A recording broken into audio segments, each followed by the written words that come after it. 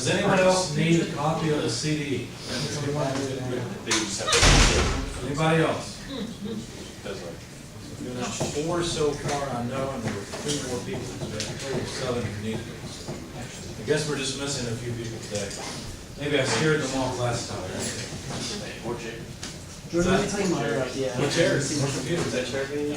All right, Windows says welcome, but it's saying welcome, but it's not acting welcome, right? It's not actually welcoming me. So we'll have to wait until that comes up to do a whole lot with the computer, but I can teach you something. Are you ready to learn how to count? 0, 1, 0. That's right. 0, you've already learned that we have to start from 0. Let's start this way. How many can you count up to with your fingers? 10 digits. ECETs probably need to know that. They probably already know.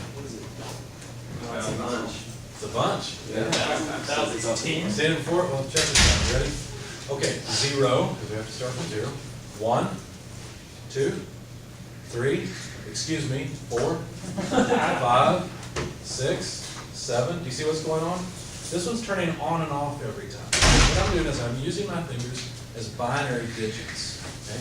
Let's play with this for just a minute and see how many numbers we can count up to. I don't think we know this. I think this is from the quality class. They're done with it.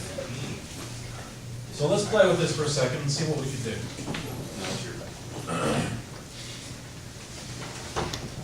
And we'll take this and make it very general. By the way, go ahead and log in if you haven't already and get Excel started because you're going to need Excel for what we're going to do. Okay? Anyway, so to count, you have to count depending on how many digits you have to count through. Most of the time we count 0 through 9, right? In fact, let's start there. Let's start with our counting from 0 to 9.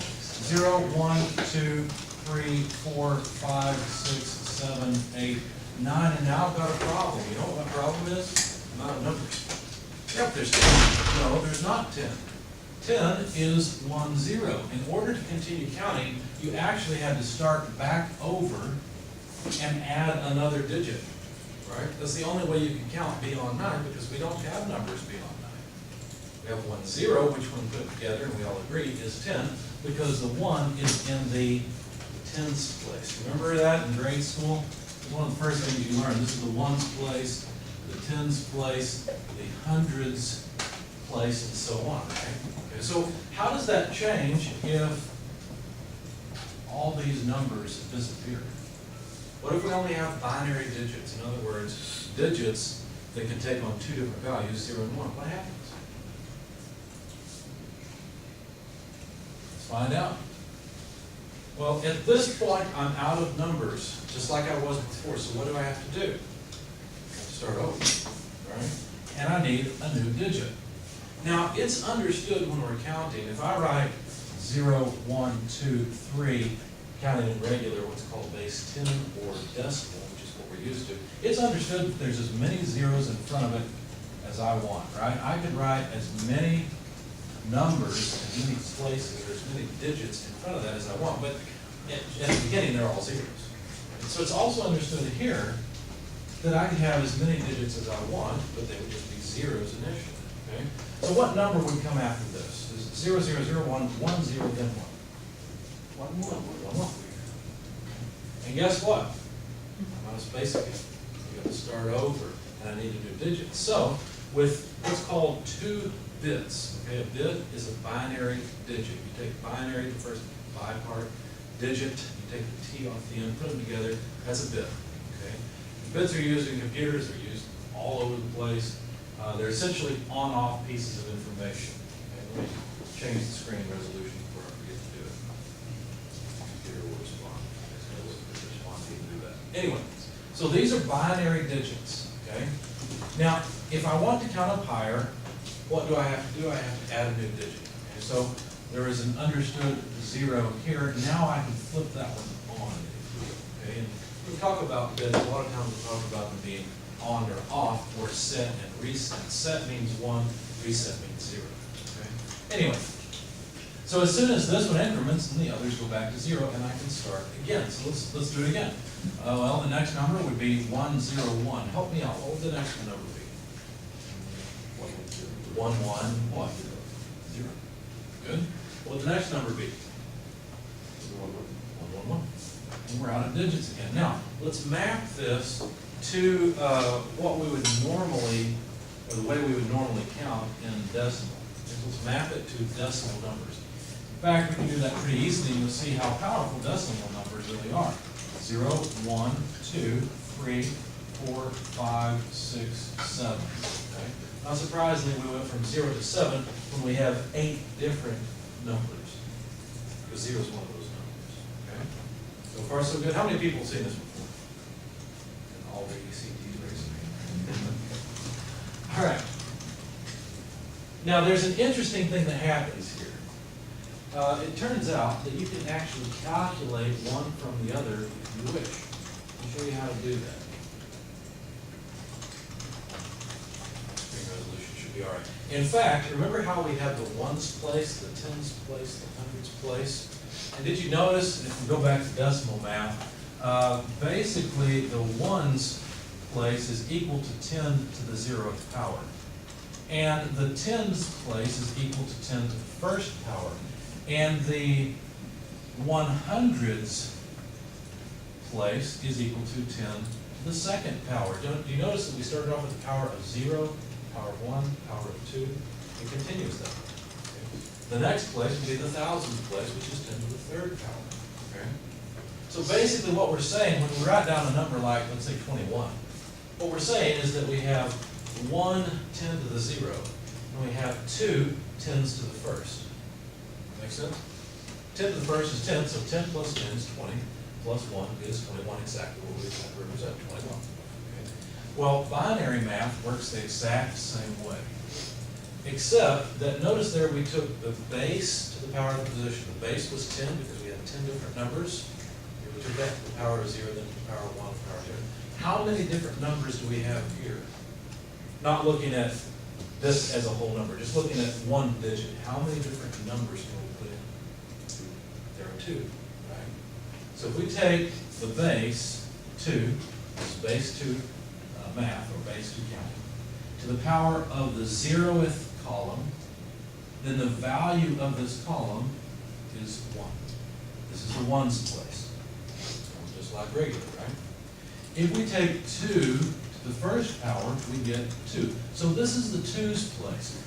A 1 being on here means that we have 1, 2. Okay? We have a single 2. If it's off, we don't have a 2. Okay? Now this place is the 2 to the second power. That's the 4's column. Okay, so we got the 1's column, the 2's, the 4's. What do you think the next column would be? What's the value of the next column? 8. That's right, because it would be 2 to the third, which is 8. So if we add another digit here, just notice we're out of digits again. We have to add digits pretty regularly in this counting system. What you find is that, well, when we turn it on, we've got an 8. Now let's check and see if this works. Are you ready? I have no 8s, no 4s, no 2s, and no 1s, therefore the sum is 0. I have no 8s, no 4s, no 2s, but I have a single 1, therefore 1 is the result. I have no 8s, no 4s, I have a 2 and no 1s, that's 2. I have a 2 plus a 1, that's 3. Here I have a single 4 on, so that's 4. Here I have a 4 plus a 1, that's 5. A 4 plus a 2 is 6. A 4 plus a 2 plus a 1 is 7. See how that works? All you have to do is add up how many of that position you have, and that's how you go over and convert it to decimal. Okay, let's try it again. Let's keep writing. 0, 0, 0. So this is 1 in the 8's place, so I have an 8 and nothing else. What's the next number? 0, 0, 0. Okay. What does it evaluate to? This is very simple. I used to jog a lot, and I should get back in the habit. My doctor tells me that it would be good for me. Just can't seem to find the time. And I get really bored because I would go to the local high school track, and I actually jogged 4 miles a day. So I was in pretty good shape, I would say, at that time. Not anymore. Anyway, I would jog around this track, and each lap was a quarter mile. Okay, so I had to jog 16 times around this track, which really got old, right? So there's the stadium again, whoopee, right? It's really boring. So I was bored enough, I was counting in binary on my fingers, that's how much of a key I am, to make it through and kind of keep it interesting. You can actually do that, but how many do you think you can count up to with 10 fingers? Well, let's see. If we had one finger, we could count 2 different numbers, right? So we could count from 0 to 1, that would be 2 numbers. If we had 2 fingers, then we could count up to 4 different numbers, but the final number would be 3. If we had 3, we could count up to 8 different numbers, or 7, right? See how this is going? So how do we calculate it? Well, if you want to calculate how many numbers you can count up to, what you have to do is decide, first of all, how many digits you have. Okay, so count how many digits you have. If we only have 3 digits, we know we'll be able to count up to 7, right? So 3 digits, what you do is you take, let me make sure I get this right. Yeah. You take 2 to the 3rd power, which is a little bit confusing because that actually belongs to the 4th column. So just hang with me. We've got 1, 2, 3 columns. So you take 2 to the 3rd minus 1. That's the maximum number you can count up to. 2 to the 3rd is 8, minus 1 is 7. Okay? If you had 4 fingers to use as binary digits to count, what could you do? Well, 2 to the 4th minus 1, you could count to 15. Now try that out with 10 fingers and see what you get. 2 to the 10th, subtract 1, do it on a calculator, Excel, and whatever you got to say. See if you can come up with the maximum number that you can count up to using only your fingers.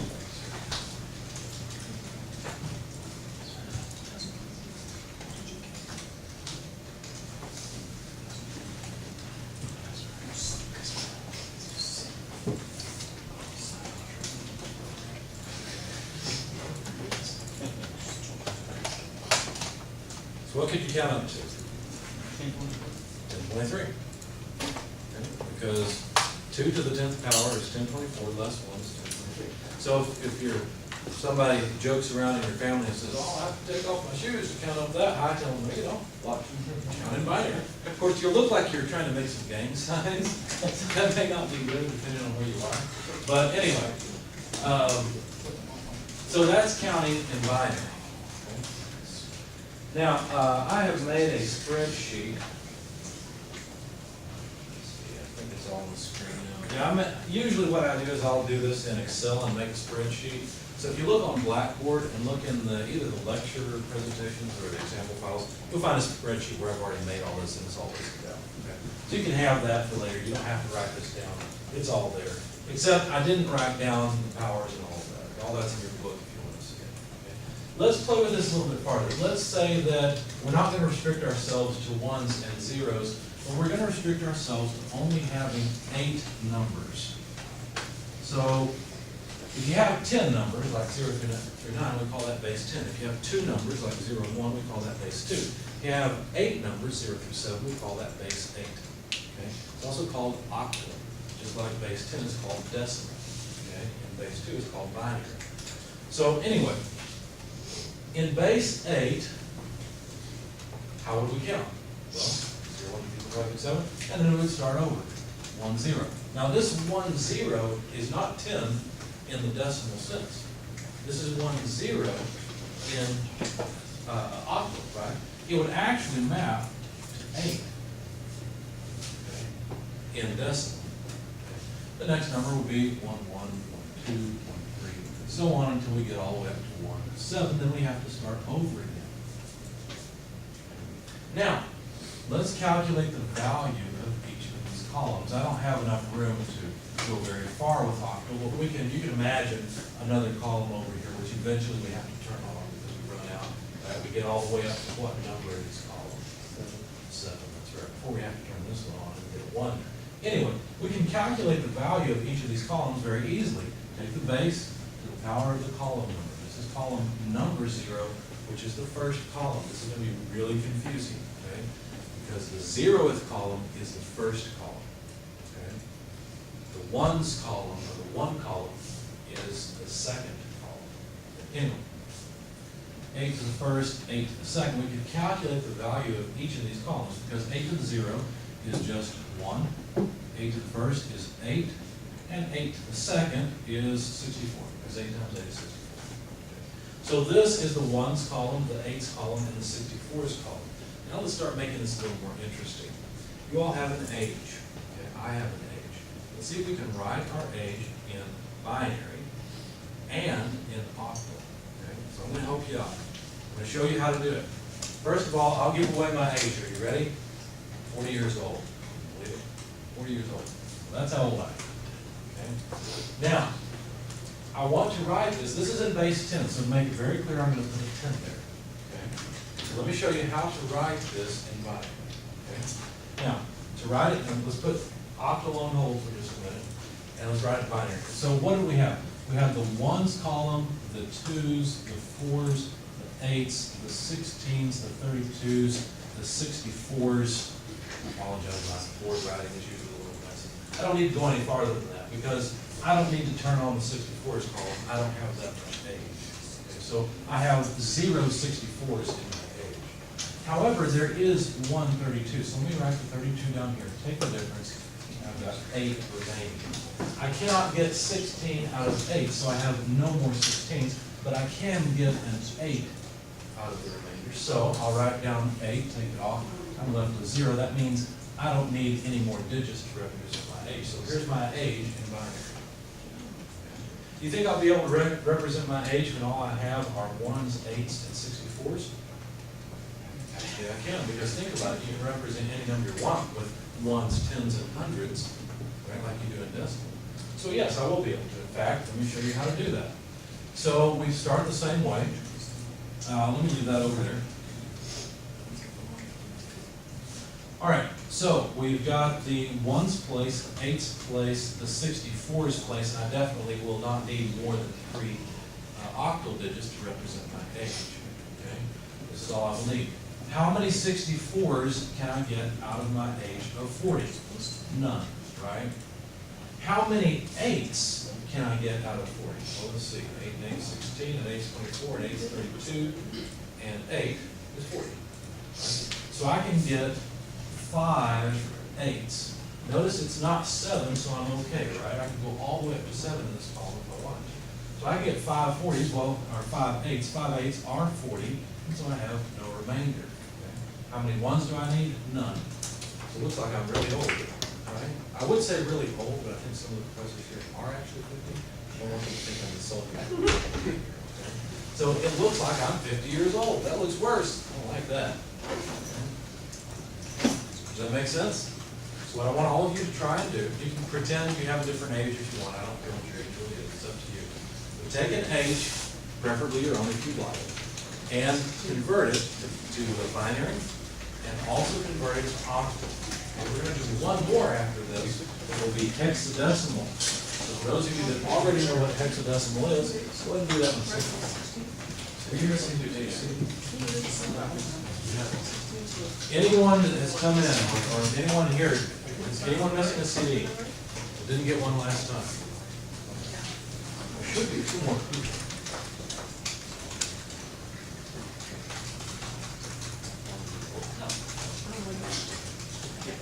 I had to use the hexadecimal with the city where computers is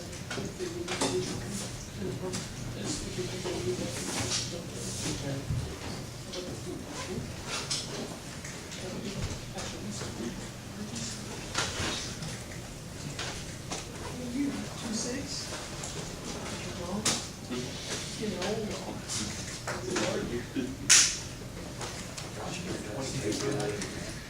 You don't have to turn it in. You can put it on paper or you can put it in Excel.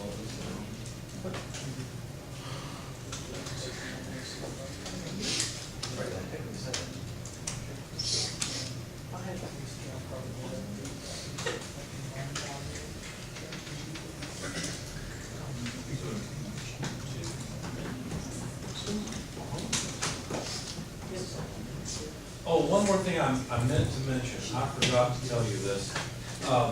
There are, you guys know there's some ECET students and some MET students in this class. The ECET students are taking ECET 302. The MET students are taking MET 284. so that I don't have to manage two Blackboard sites, I combine them. So the only one you want to click on is this one that says LEC app. Okay? All of our lab stuff, all the lecture stuff, everything that you need is going to be in this course, not in the 302 course or the 284 course. Does that make sense? It's all the same stuff. It'll just all be in here, okay?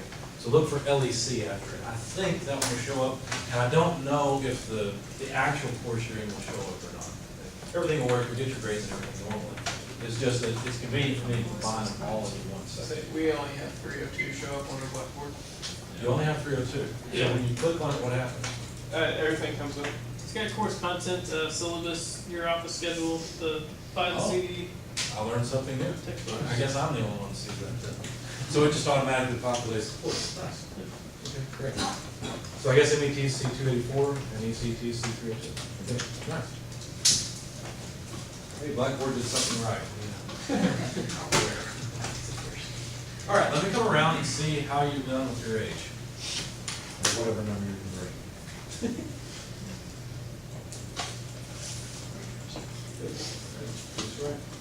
Good job.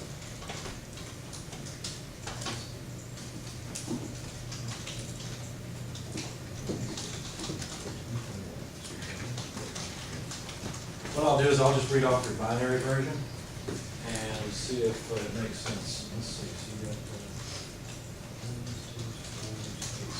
16 plus 4 is 23.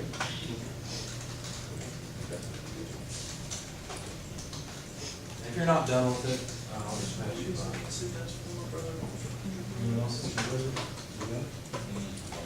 All right, let me see if I can figure out your age. Yeah, try not to show me your decimal age, and let's see if I can interpret your age from what you've written down. Anyone that's ready for me to look at your work? Okay, so you are 22.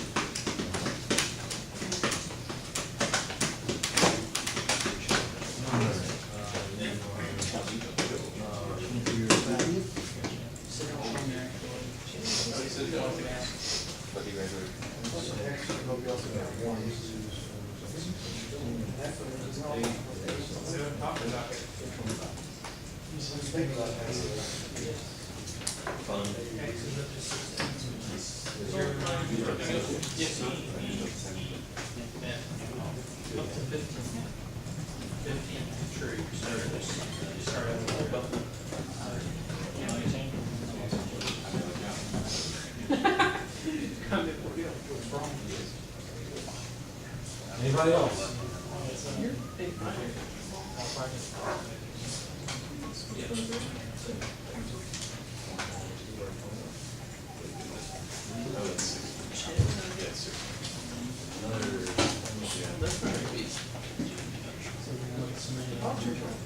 Yeah, I'll begin to know it. Yeah. Yeah, but I want from the last year. Yeah. And the same. I should have put there. Yeah, I don't know, for some reason I was thinking. Yep. I don't think we'll matter.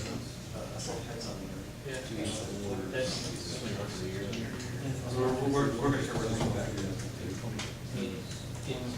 They'll give you one. Anybody else? They'll give you a number of one.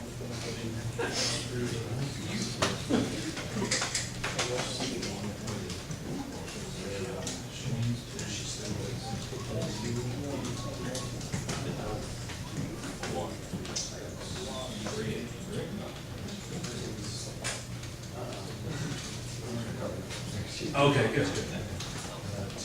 I've been like embarrassing.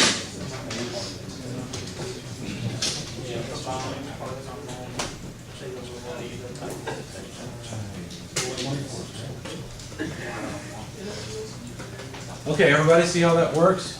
Let me check you guys. 24. Good.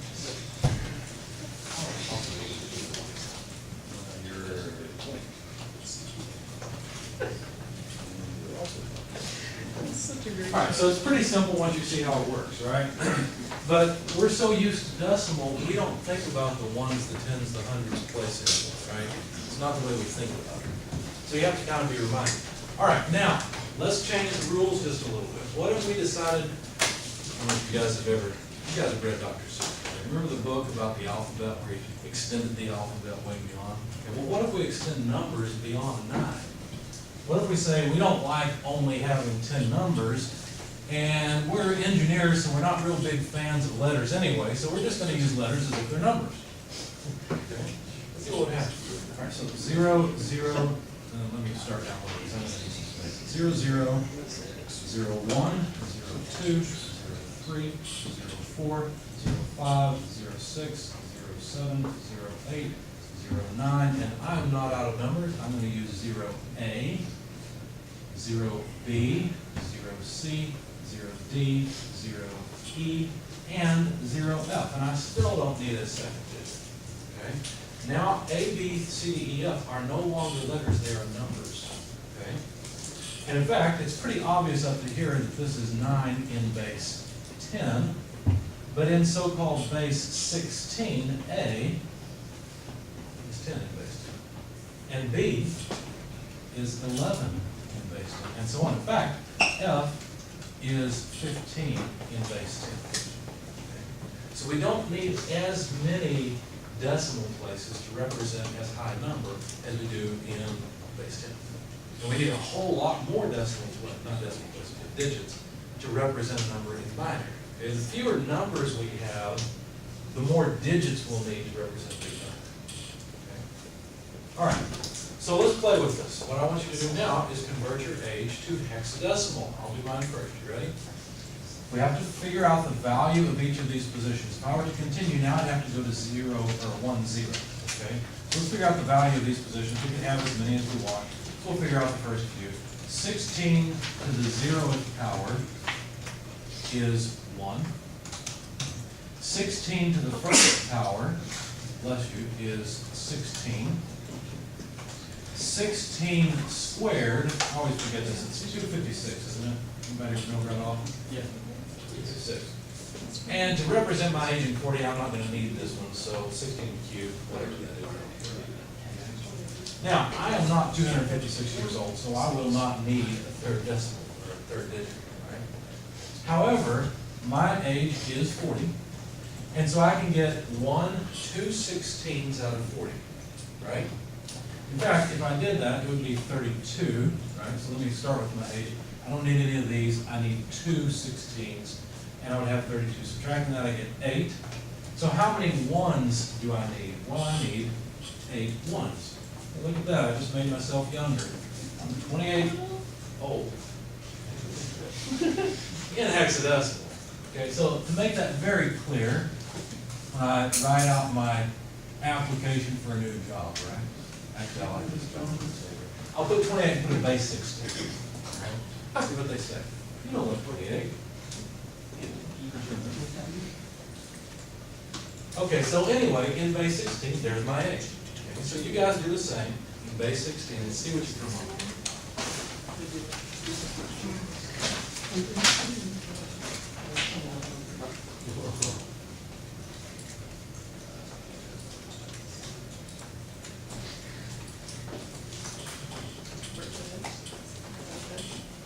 Just go back to 5.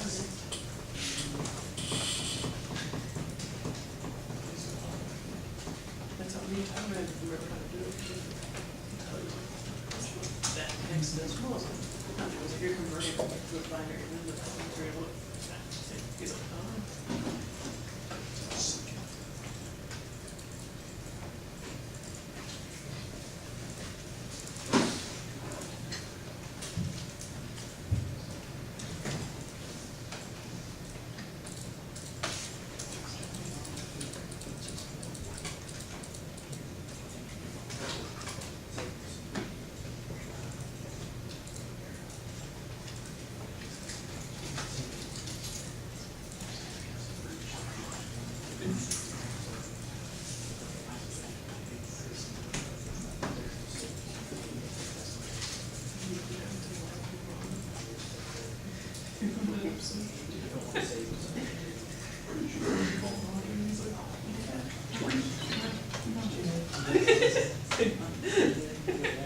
I think the problem is, He's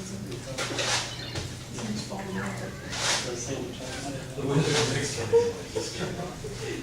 Okay, let's see what ages you got.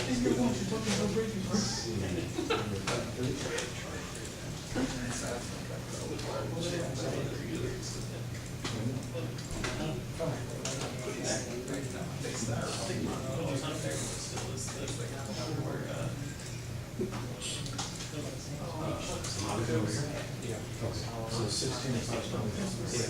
I tell you what I'm gonna do is go to every third person or so. If I tell you yours is right, verify with the person next to you, so this won't take as long. So,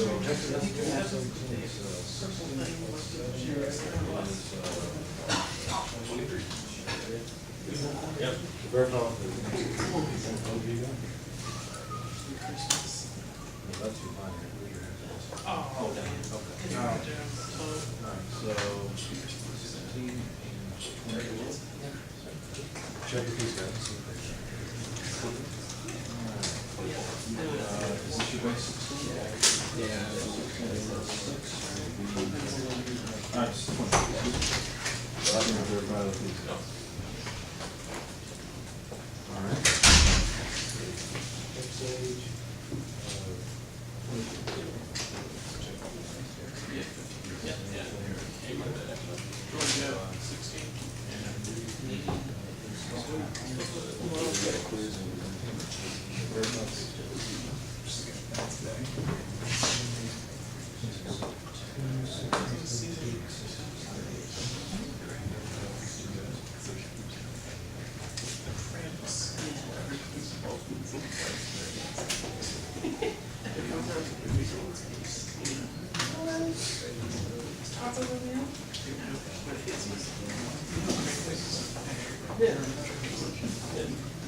22.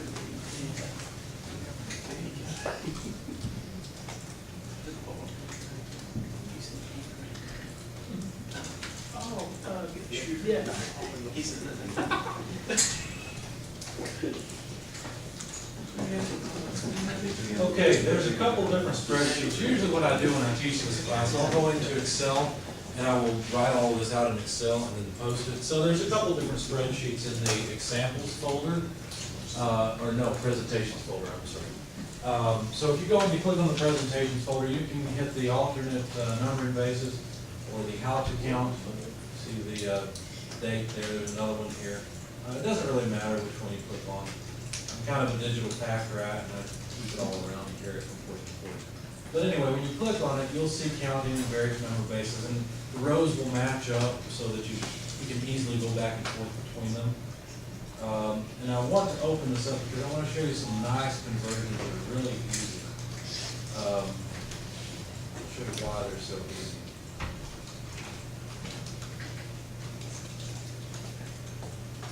There we go. Okay, so over here we've got base 2, binary, and I counted from here down the opposite. I was counting up on the black or on the whiteboard, but here I'm counting down. Okay. So from 0000 to 1111. Okay, so that's base 2 binary, and I set it up this way because you can see what number it is. This is not 16, this is 15, but it's the 16th number. Okay, now. I set it up this way so you could directly convert. All you have to do to figure out what this is in decimal is move over all in that same row, and there it is. Okay? So 15 in decimal is 1111 in binary. Okay? 17 in base 8 or octal is 15 in decimal, it's 1111 in binary. Okay? F in hexadecimal is 15 in decimal, and you can see how this thing works. Now, one of the reasons for setting it up this way is to show you some really nice conversions. Base 10 is actually not all that convenient to work with in a computer, okay? It's not the best because in a computer you have a bunch of on-off switches, and on-off switches map to zeros and ones really nicely.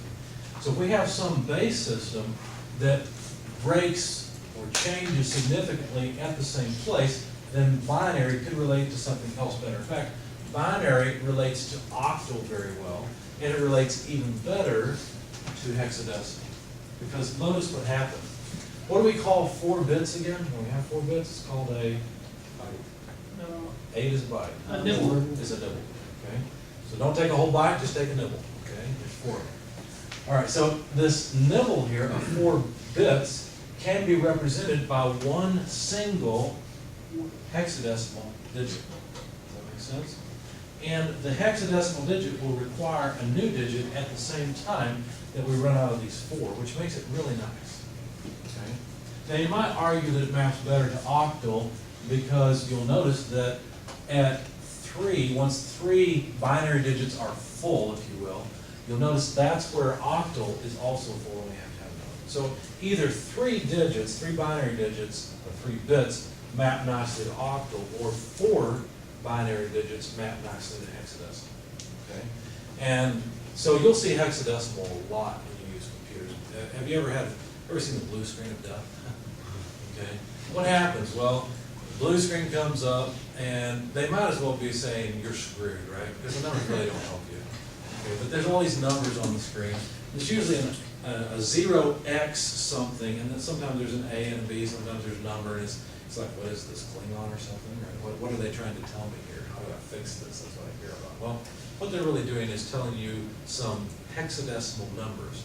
And one way of indicating hexadecimal numbers for human beings is to put an X after a 0. So 0x represents hex. Does that make sense?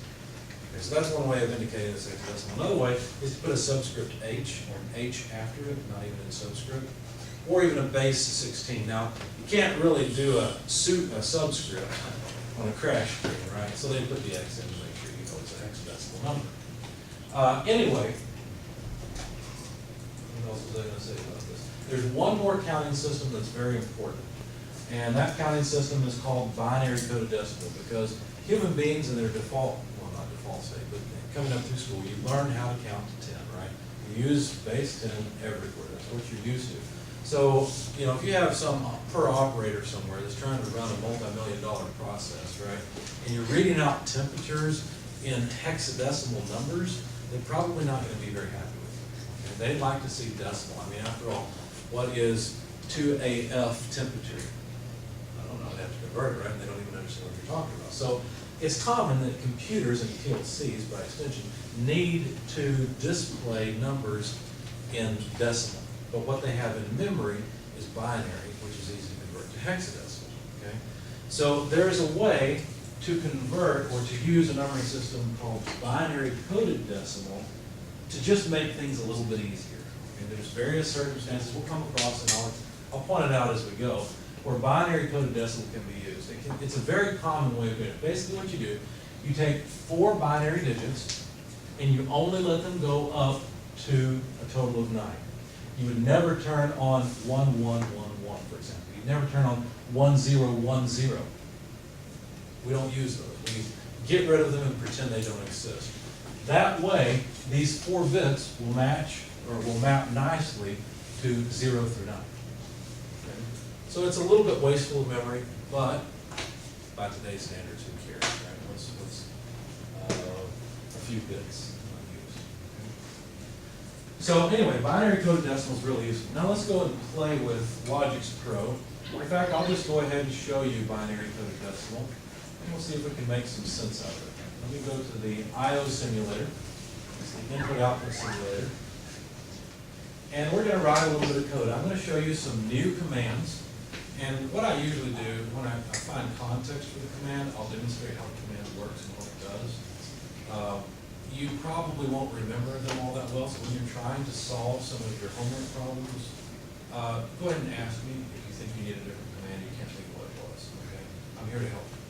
So anyway, over here we have a BCD simulator. What do you think a BCD simulator is? Binary coded decimal simulator, right? What we just learned about. So we could use this to input binary coded numbers or to output binary coded decimal numbers. Okay? There's a couple commands that are really handy, and if you have the Logix Pro CD with you, you may want to go ahead and install it. Kind of follow along as we go. I can post any of these files that you want once I create them. It's not a problem. Just let me know which one you want. I'll try to remember the date, so you know they're from this semester.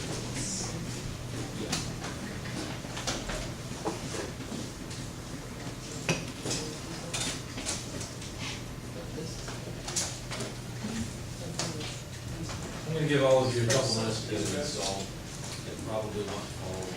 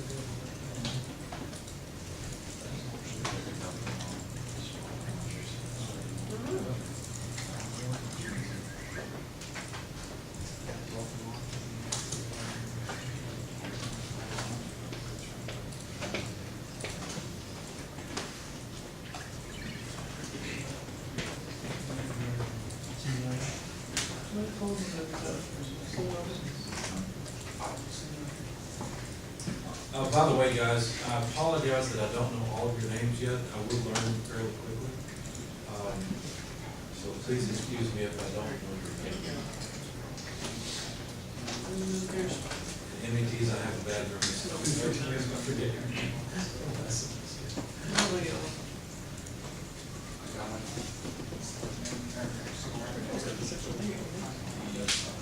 What's really bad is when you're out in the community and you see a former student and you think, who do I know that person from? What's their name? How did we get to that screen? How do you get to this screen? Go to Simulations, and then IO Simulator. All the different simulations are there. There's 1, 2, 3, 4, 5, 6, 7, 8. For some reason I was thinking there were 10 today. Well, now if you include the IO Simulator. Oh, right. Okay, now, if your screen looks like this, where it says PLC equals online, I want to put this arrow here. This arrow toggles you back and forth between those two screens. What if we don't have any of those? We don't What you even do have is you minimize the program and you maximize it again. It's a bug because the program's old and you run Windows 7. Whoa, hey, look at that. We want to show that or? Yeah, you want to see it.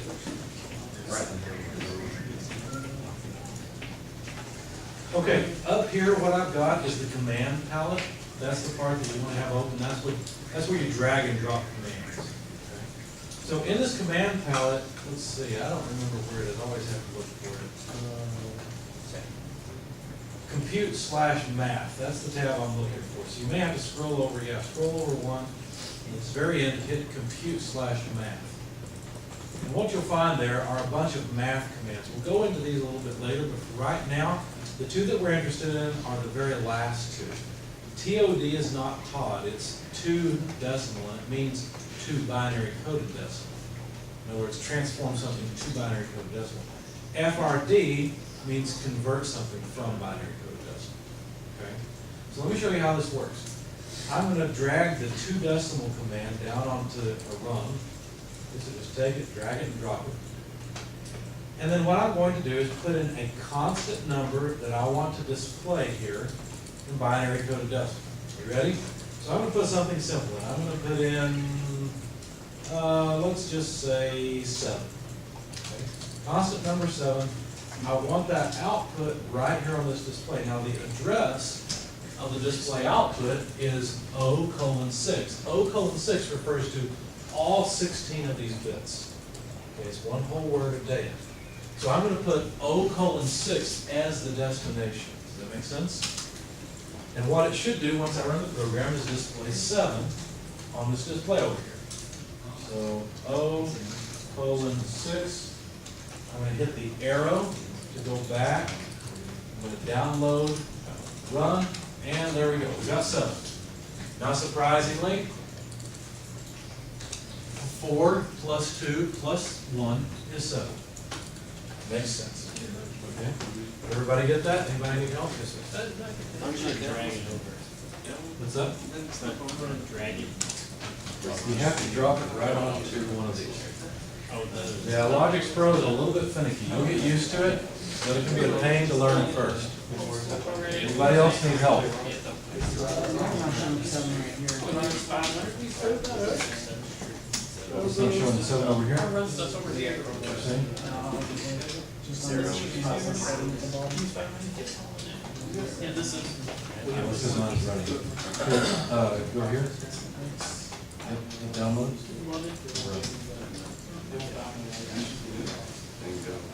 Anyone else need help? Any questions? Yes, sir.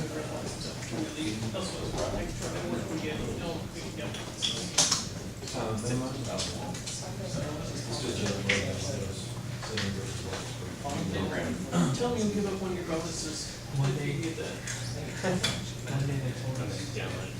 Any questions so far? Now this makes sense, right? This seems pretty straightforward. Now let's try another number. I'm going to go back into program mode by hitting PGM. So I'm going to program the PLC.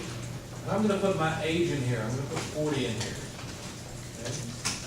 And then I'm going to hit download because I actually have to put that new program into the PLC's memory. And then I'm going to hit run.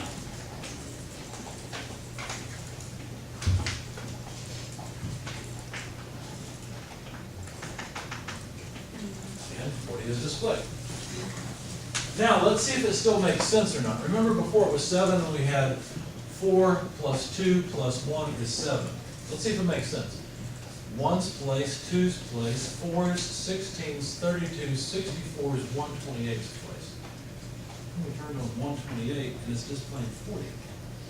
Well, that's because it's the magic of this command. This command knows that we've got a 40 in memory and we want to display 40 on a binary coded decimal display.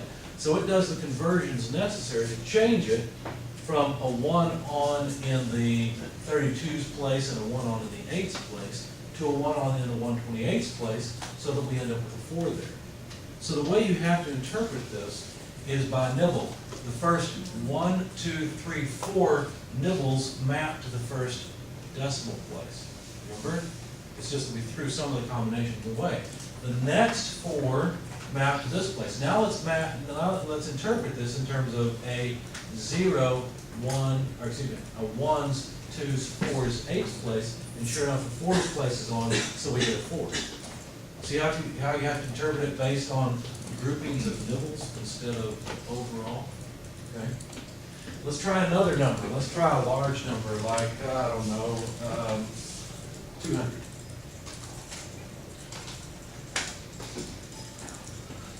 Hopefully I guessed well and we got, no, I didn't guess well. I want more than one bit on it.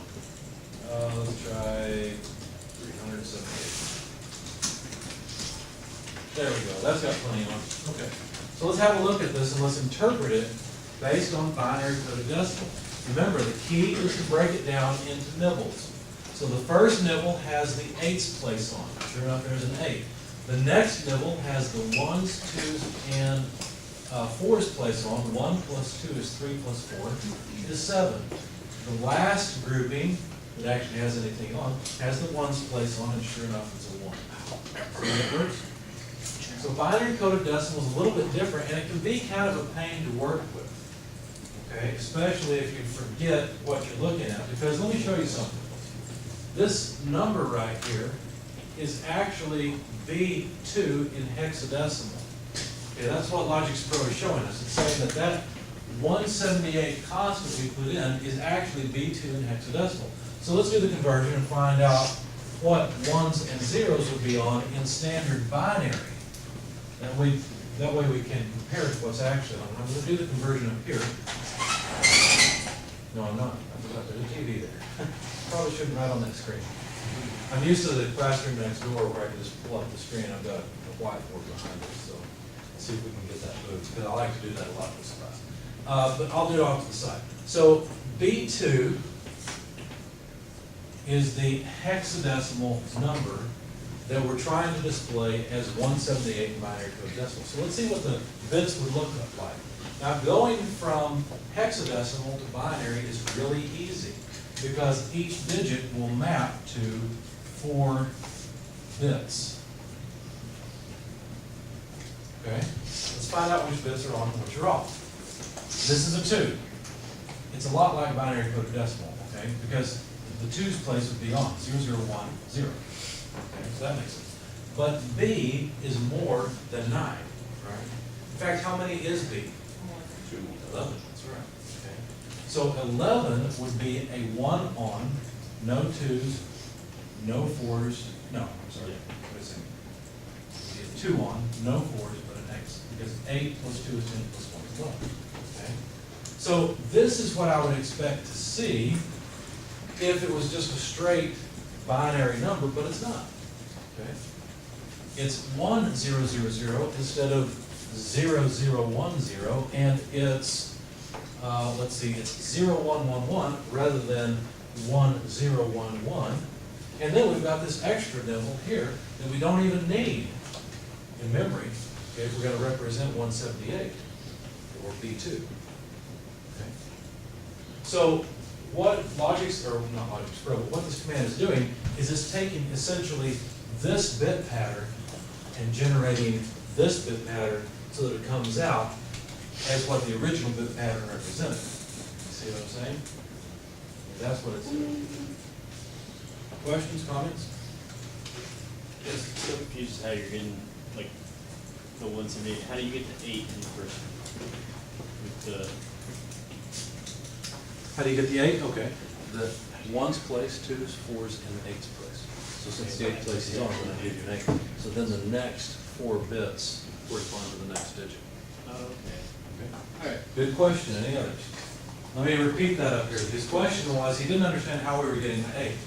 And all I was saying is that the this is the 1's place, 2's, 4's, 8's place, and this set of bits, this nibble, corresponds to that digit. So since the 8 is on, then that's 8. And this set of bits, this next nibble, corresponds to the next digit. Okay?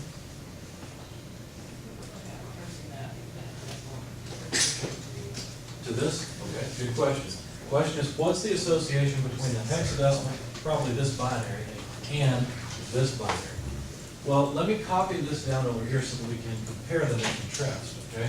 So we've got 0, 0, 0, 1. Can you read off the next 4 for me? 1, 1, 1, 0, 1. Good. And the next group I'm going to put up here and call it 1, 0, 0, 0. Okay? That way I've written down 3 nibbles. Okay? Notice these two are not the same. All right? This number, if I were to actually add up its value in just straightforward binary, let's find out what it would be. I don't think it'd be 178. Let's find out. This is the 1's place, 2's, 4's, 8's. In fact, let me jot that down. Okay, so I'd have 8. Let me just write it down here because I have to add them all together. And then this would be the 16's, 32's, 64's, 128's place. So I've got a 64, a 32, and a 16. Okay? And this would be the 256's place. So then I have 256. So I have to sum all of these, and really, that's what this binary number represents in straightforward binary interpretation. But in binary coded decimal, you don't do that. You represent this as a single digit. You don't have to add them. You simply represent that as a single digit, so it's an 8. And then this, you start over. This is the 1's, the 2's, the 4's, the 8's. And so 4 plus 2 plus 1 is 7, and that's the next number. Does that make more sense now? Good question. Please ask questions like that. If you're thinking in your mind, about half the class or more is thinking the same thing. Okay? you don't ask those questions, you're gonna get stuck back at some point and not stay up with us, okay? Please ask questions, I like questions. Anything else?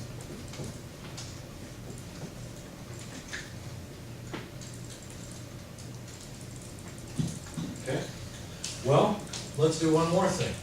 That was kind of interesting, but I want to show you something that's a very powerful tool in troubleshooting and using programming and understanding this. Instead of referencing a constant, instead of putting 178 into the command itself, I'm going to put a memory address, okay? Now, one of the things that's in the slides, and we haven't gotten to it yet, but that I want to go ahead and show you, is that Allen Bradley memory is organized into what's called files, okay? Why they call it that, I don't know. It's different than a file like you would have on a thumb drive or a hard drive. But if you want to follow along, click on this hammer and wrench. It says data table. Move it over and expand it a bit so you can see it. Initially, this data table comes up showing you the 0th file, the very first file, which is the output file. The 0th file on Allen Bradley is the output file, because 0 looks like an O, okay? At least that's what I think is the reason they call it that. Anyway, the outputs that we have are outputs on address 2, address 4, and address 6. So if you look, sure enough, there's outputs in the simulator on address 2, address 4, which you can't see, and address 6, which is covered up, okay? And what it does is it shows you exactly which bits are actually on. Let's compare and see if this is true. Let's move it over and look to see. Well, sure enough, the first 3 bits are off. The next 1, 2, 3, 4 bits are on. The next bit is off, the next bit is on, and the remaining bits are off. Okay? So it's easy to look in memory and see what outputs are on and what are off, especially if you don't have a nice display like this. Some of the other simulators, it's not quite as easy to see from a glance what outputs are on or off. So you can open up this data table and look at it. But the outputs file is not the only file. There are other files. For example, there's the inputs file. The inputs file shows you which of the inputs are on or off. Now, right now, all of the inputs, which there's inputs on address 1, 3, and 5, all of them are off. If I were to turn one of them on as a switch, you see it come on in the data table. Now, the data table may disappear. I've forgotten which side I need to leave it on, but let's turn on an output. There we go. All right, excuse me, turn on an input. And you saw that one come on. If I want this one to come on, what switch should I turn on? The one that I'm pointing to in the corner. If I want it to come on, what do? This one, right here? Let's try it and see. Almost. That was here, because we start numbering from switch 0, which corresponds directly to bit 0. So you're on the right track, you have the right idea. It's just that this is the one we needed to turn on. That would cause the bit in location 4, which is the 5th bit position, to come on. Okay? Well, that's interesting. Are there any other memory locations? Actually, there are a lot. If you go and you look at the binary file, which is B, it's file number 3, which is actually the 4th file. The binary file is a place where you can store anything you want. You can store bits, and it's called the binary file because it's intended for you to store bits. But you can store a whole word of data there if you want to. Okay? Now, let me show you how to do this. There's a couple different ways of looking at this. Notice, right now, how are we looking at this? What base are we using to look at this data? Hexadecimal? Quite. It's either a 0 or 1, so it must be binary. Okay, so we're looking at this in a binary form. We don't have to do that. We're in the binary file, we're looking at it in a binary form. We don't have to. We can interpret this data instead in octal, in decimal, and hex BCD, which I never use. I'm not sure why they say hex and binary coded decimal together. I don't know. What I usually use is binary and decimal. Those are the two really useful. Okay? Now, I can type a number in here. I can go into memory manually this way and type, let's say, 40. And it'll keep it in memory.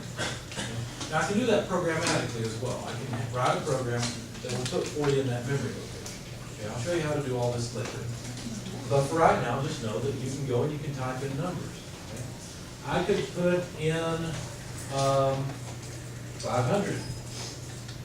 Okay? I can put in 65535. That's an odd one. Try that one. Watch. Let's see. I can put in 65536, and that's a bug. I'll show you why. Because in binary, they're all off. What the heck happened? I went from 65535 to 65536, and then when I went back to binary, it looked like it was there, but when I went back to binary, it's all clear, it's all gone. The reason is because of how many you can count up to with 16 bits. Grab the calculator on Windows, even if you have a hand calculator, start calculator in Windows. I'm going to show you something kind of nice.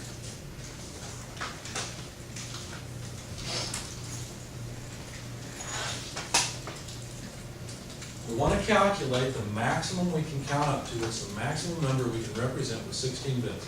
So we will take 2 to the power of 16 less 1. The less 1 accounts for the 0 that we have to start from. What do you get when you take 2 to 16 less 1? 65535, we can go subtract 1. Okay? So after you subtract the 1, it's 65535. Notice that's what I typed in, and it accepted it and looked okay, and then I typed 65536. It seemed to be okay. But if I go back to decimal and put 65535 in there, and then I go back to binary, it shows me all the bits are on. If you add up 1 plus 2 plus 4 plus 8, 16, 32, 64, 128, 226, 5, 12, 10, 24, 20, 48, but I can't think of the rest ones. Okay. Last one is 32, 7, 68. Okay. If you add all those up, you'll find that the sum is 65535. Okay. So if I want to represent a number bigger than 65535, I need more than 16 bits. Now, why would we care about all this? Well, I just wanted to show you a little bit more about numbering systems, but also I want to put a number. I'm going to put my 178 in memory. And I wanted you guys to know how far up you could actually go, because like I said, Logic Pro, when they wrote it, they should have used a 16-bit word for this data. Instead, apparently they used something longer, and so it'll look like it's storing numbers that are bigger than 65535. But that's really a mistake, because the PLC couldn't deal with it anyway. Most PLCs are 16-bit anyway. At least older ones are. They may be getting 32 now, I don't know. But anyway, if I put 178 in here, notice the address is B3:6. Now the 3 is a little bit redundant, because the B means the binary file, and the 3 is the file number, and both those refer to the same file. So you don't have to be redundant. It's like O0 is the output file, I1 is the inputs file. On bigger PLCs, it makes a difference. On these small PLCs we're simulating that we deal with, it doesn't make a difference. Okay? I don't want to confuse you with that right now. So I put this in memory. The memory location is B3:6. Now, I'm going to tell this to reference B3:6. And it accepts it. I could also say reference B:6. When I hit enter, notice what it does. Are you ready? It interprets it as B3:6. It knows what I'm talking about. Okay? I don't have to put the 3. So what it's going to do now is it's going to take the data that is in memory location B3:6, and it's going to convert it to binary code to decimal, and then put it out on this address, on this output bank. Okay, you ready? Download, run, and sure enough, there's our 178. Now, let me go into the data table. I'm going back into the binary table again, and I'm going to change it to decimal so that I can type in a different number, 256. There you go. Now you look at this and you say, well, how does that work? How did it just change? Because it hasn't already run the program. Actually, the way a PLC works, remember, is that it runs the program over and over and over again. Okay, so what it's doing is it's reading inputs, using those inputs to calculate outputs, which the outputs in this case are not a function of the inputs. The outputs are simply a function of this memory location. And then it's setting the outputs, and then it goes and does it again. So it runs this code over and over and over. It doesn't go here and stop and say that's the end of the program. Okay, that's not how a PLC works. So it's constantly updating what's written into the outputs, okay? So, give me another number, what do you wanna see come up? No one said anything, so I'm gonna type in 42, right, universal answer. Got one Hitchhiker's Guide to the Galaxy manager, how did that happen? Two, okay. All right, so anyway, 1578, there we go. And of course, if I go above what this display can represent, well, then I can't display the whole thing. Yeah, it doesn't work. So I'm limited because of the fact that I only have 4 decimal digits. If I had 5, then I could display all of these. Okay?